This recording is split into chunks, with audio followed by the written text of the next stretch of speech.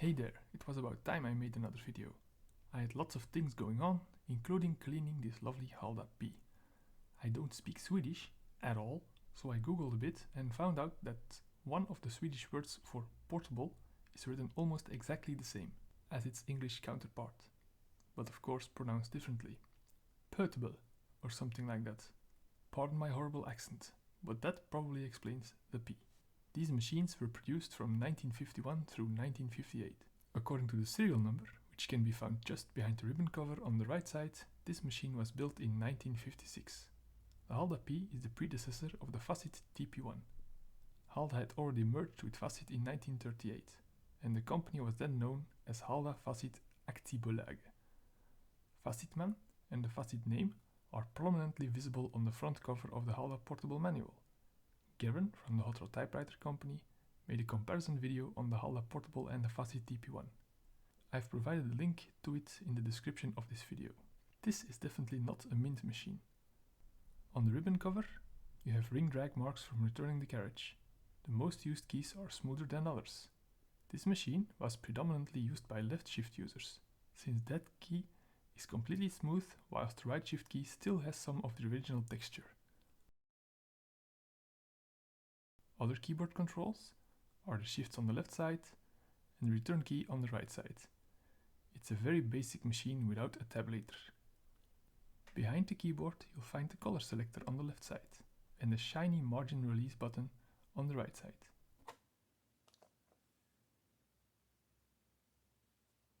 It has a touch control which is tucked away beneath the ribbon cover. Also interesting to point out is that a spring was added over here to lessen the impact of the dead key for putting a circumflex or umlaut on top of a vowel. Since there is no dedicated hook on the tie bar throwing mechanism, it doesn't seem to do a lot though. Now that I've opened the ribbon cover, you'll see that I have what appears to be a regular universal spools in here. But that's not what these are. The Halda portable requires proprietary spools with a tab to make sure they actually rotate, and a lever similar to those of a Royal typewriter spool to activate the ribbon reversal mechanism. This machine didn't have those spools, so I had to resort to making the functional bits myself and adapt these plastic spools. On the left side of the carriage you'll find the return arm, a control knob for setting the lines, the ratchet release and the carriage release. By pulling the left platen knob out, you activate the line finder mechanism which is located inside the platen. The right side of the carriage is home to another carriage release lever, the paper release lever and the carriage lock. The Halda P has a couple of design features that set it apart from other typewriters. There's the beautiful red and chrome band on the ribbon cover and a giant single foot to make sure the machine stays neatly in position when you're typing. Well, at least when the rubber was still fresh. That giant foot has a second function. It helps to make sure the machine is firmly locked in place on the bottom plate of the storage case. The front end slides underneath this metal lip